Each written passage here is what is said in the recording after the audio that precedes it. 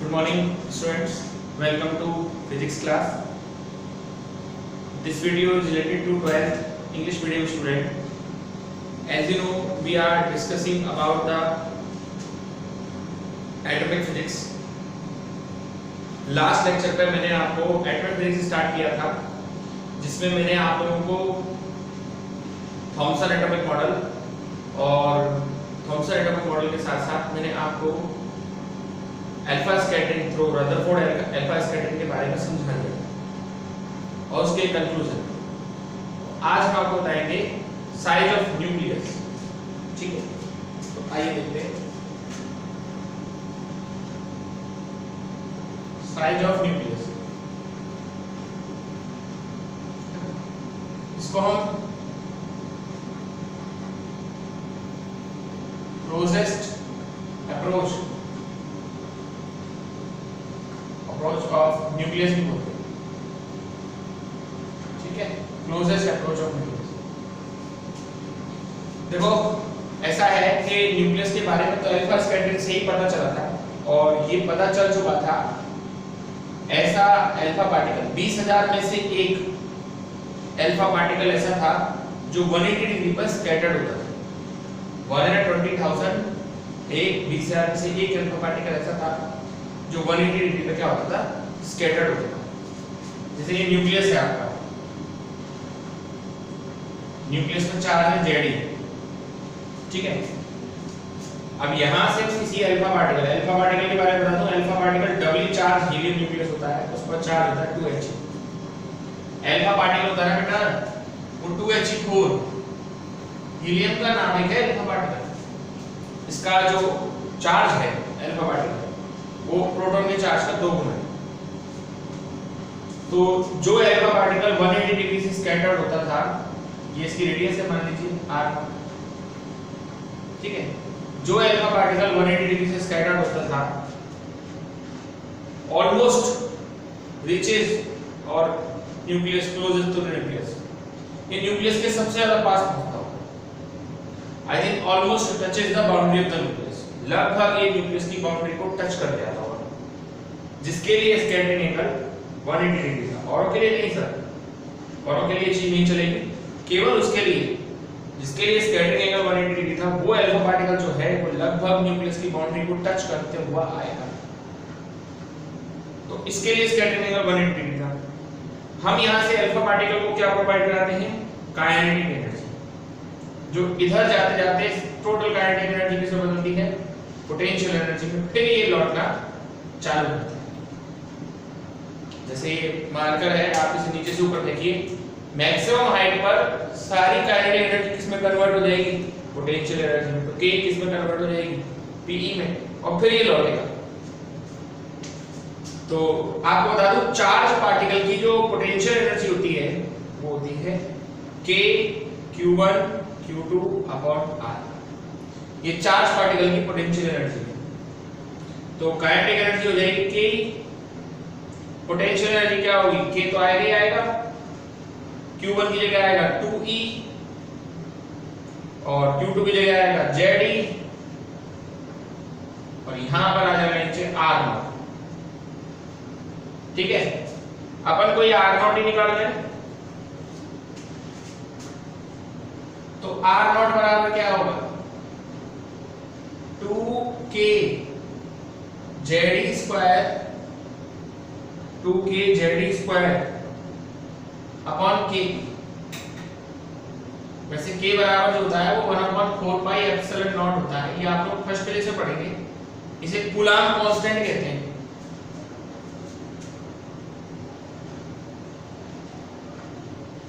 Coulomb constant. ठीक है, तो यहां से ये बात क्लियर हो रही है कि अगर आपको न्यूक्लियस की रेडियस निकालनी है तो इन सब वैल्यूज को पुट कर दीजिएगा, आपको न्यूक्लियस की रेडियस पता चल जाएगा। काइनेटिक एनर्जी गिवन होगी, कितनी काइनेटिक एनर्जी से अल्फा पार्टिकल को स्कैटर्ड मतलब डाला है। K कूलाम कांस्टेंट है, फिक्स है, मैंने आपसे कहा गिवन होता है। Z आपका प्रोटॉन नंबर है, वो भी फिक्स है। E चार्ज ऑफ इलेक्ट्रॉन है, वो भी फिक्स है। इन सब वैल्यूज को रख देंगे तो आपको R0 की वैल्यू मिल जाएगी।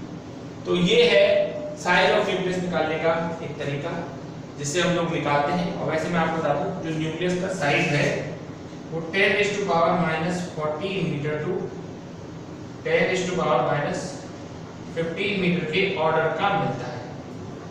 न्यूक्लियस का साइज 10⁻⁻14 मीटर टू 10⁻⁻15 मीटर के ऑर्डर का मिलता है। ये बिल्कुल सही बात है। इन सब वैल्यूज को पुट करेंगे आपको यही आंसर प्राप्त होगा। एक बार देखिए फिर आगे बढ़ते हैं।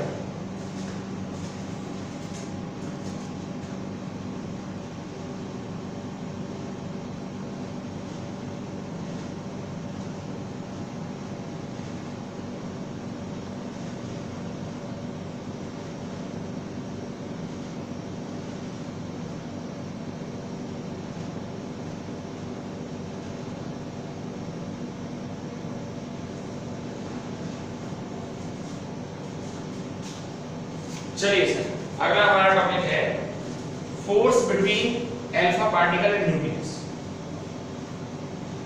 नेक्स्ट जो हमारा टॉपिक है वो है force between alpha particle and nucleus. आज हम जो है वो अल्फा पार्टिकल और न्यूक्लियस के बीच में फोर्स फाइंड आउट कर रहे हैं। देखिए कूलॉम फोर्स होता है F बराबर K Q1 Q2 upon R square. उसी तरीके से जिस तरह से 11th क्लास में ग्रेविटेशन फोर्स होता था ना F बराबर G m1 m2 upon r। तो ये कूलॉम फोर्स है। तो कूलॉम फोर्स कितना होगा F बराबर K Q1 की जगह क्या आएगा 2e और न्यूक्लियस की जगह क्या आएगा Ze अपॉन क्या आएगा r।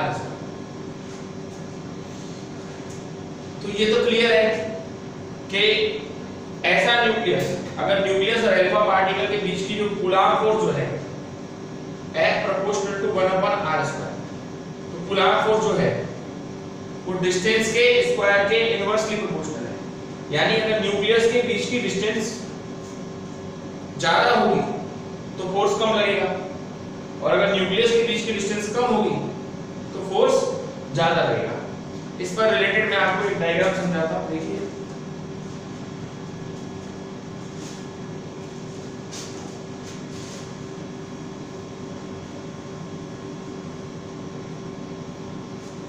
जैसे ये आपका एटम है और ये उसके अंदर आपका न्यूक्लियस है Ze। तो ऐसे अल्फा पार्टिकल जो न्यूक्लियस से दूर होते हुए जाएंगे वो तो बिल्कुल सीधे निकल जाएंगे, लेकिन जैसे जैसे न्यूक्लियस के पास आते जाएंगे वैसे वैसे वो उससे क्या हो जाएंगे रिपल्सिव फोर्स फील करेंगे।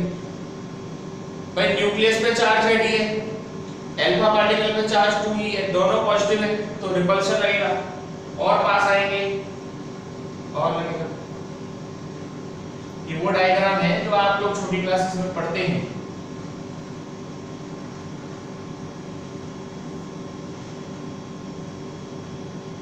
और ये वो अल्फा पार्टिकल होगा जो 180 डिग्री से स्कैटर्ड होगा। ये डायग्राम है। अल्फा पार्टिकल का जो स्कैटरिंग एंगल है वो इस बात पर डिपेंड करता है कि डिस्टेंस कितनी है। मतलब एक टॉपिक एक इसमें आता है impact parameter. Impact parameter impact parameter क्या होता है? देखिए impact parameter is a perpendicular distance between velocity vector of alpha particle and nucleus। alpha particle और nucleus के बीच की जो डिस्टेंस होती है उसको impact parameter कहते हैं। अब ये impact parameter मैं यहाँ लिखता हूँ, ये है देखो बेटा impact parameter D। अब अगर impact parameter की वैल्यू ज्यादा है तो ऑब्वियस बात है इसके लिए स्कैटरिंग एंगल थीटा की वैल्यू क्या आएगी 180 डिग्री। लेकिन जैसे जैसे इंपैक्ट पैरामीटर आपका क्या होता जाएगा कम होता जाएगा, स्कैटरिंग एंगल बढ़ता जाएगा। और जब आपका इंपैक्ट पैरामीटर मिनिमम होगा बिल्कुल एकदम कम तो उस समय आपका स्कैटरिंग एंगल 180 डिग्री होगा। 180 डिग्री वो एंगल है भाई साहब जिस पर अल्फा पार्टिकल वापस आ जाता है न्यूक्लियस से बिना टकराए हुए। मतलब न्यूक्लियस के पास सबसे ज्यादा पहुंचता है। तो ये है फोर्स और उसके बीच में। तो एक बार इसको देखिए फिर आगे बढ़ते हैं।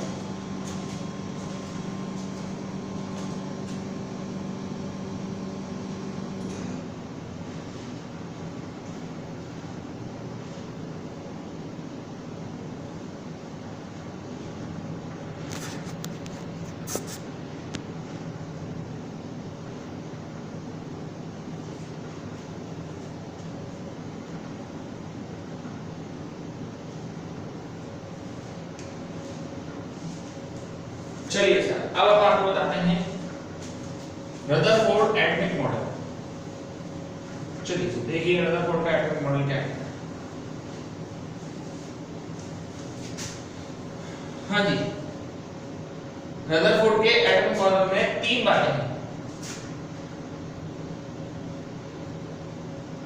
रदरफोर्ड एटॉमिक मॉडल, 3 बातें हैं रदरफोर्ड के एटॉमिक मॉडल में। सबसे पहले ये है most of the part of the atom is hollow. ज्यादातर, पहली वो तो आप जानते थे, और आपने ये भी पढ़ा था कि total positive charge of an atom centred at a टिनी centre point. किसी भी एटम का जितना ही पॉजिटिव चार्ज है वो एक टिनी सेंटर पॉइंट पर सेंटर होता है, which is known न्यूक्लियस। उसको हम न्यूक्लियस कहते हैं। The size of nucleus 10 to the power minus 14 meter to 10 is to power minus 15 meter, ये न्यूक्लियस का साइज है। तो according to Rutherford atomic model, total positive charge of an atom centered at a tiny center point, which is known nucleus. The size of nucleus 10 is to power minus 14 meter to 10 is to power minus 15 meter. And the electron present in a nucleus distributed in a 10 is to power minus 10 meter. जितना भी उसके अंदर electron होते हैं वो सारे electron एक 10 की पावर माइनस 10 मीटर के हॉलो स्फीयर में डिस्ट्रीब्यूटेड होते हैं। तीसरी बड़ी इंपॉर्टेंट बात थी, देखिए न्यूक्लियस होता है Ze और ये पॉजिटिव होता है और इलेक्ट्रॉन उसके चारों तरफ होते हैं। रदरफोर्ड ने ये कहा था कि ये इलेक्ट्रॉन स्टेबल नहीं होता। अगर स्टेबल होता तो इनके बीच में पोलर अट्रैक्शन फोर्स लगता और इलेक्ट्रॉन न्यूक्लियस में गिर जाता। रदरफोर्ड ने ये कहा था कि इलेक्ट्रॉन न्यूक्लियस के अराउंड चक्कर लगाता रहता है, स्टेबल नहीं होता। अगर इलेक्ट्रॉन स्टेबल होता तो ये इलेक्ट्रॉन न्यूक्लियस के अंदर गिर जाता। अगर न्यूक्लियस के अंदर इलेक्ट्रॉन गिर जाता तो कैसे काम चलता है, तो अनस्टेबिलिटी रहती है ना, which show अनस्टेबिलिटी, जो अनस्टेबिलिटी दिखाता। इसलिए ये बात तो बिल्कुल ही गलत मानी गई और फिर बाद में बताया कि नहीं सर, इलेक्ट्रॉन जो होते हैं वो न्यूक्लियस के अराउंड क्या करते हैं, रिवॉल्व करते हैं। तो ये बात भी आपको कौन बता गए थे, रदरफोर्ड बता गए थे कि इलेक्ट्रॉन न्यूक्लियस के अराउंड रिवॉल्व करते हैं। 3 बातें हैं जिसमें पहली न्यूक्लियस की है, दूसरी 10 की पावर माइनस 10 मीटर वाले हॉलो स्फीयर की है और तीसरी जो है वो इलेक्ट्रॉन न्यूक्लियस के अराउंड जो है वो क्या करते हैं, रिवॉल्व करते हैं, चक्कर लगाते हैं, उससे रिलेटेड बात है। इसके बाद आती है हमारी drawbacks of Rutherford model. Drawbacks आपको पता है, आप भी जानते हैं कि आजकल गुणों को तो कोई नहीं देख रहा, सब कमियों को देख रहे हैं। तो ड्रॉबैक ऑफ रदरफोर्ड मॉडल में आपको कल समझाऊंगा, ठीक है। बहुत इंपॉर्टेंट टॉपिक है और इसको यहां तक पढ़िए, ठीक है। Okay, that's all for today.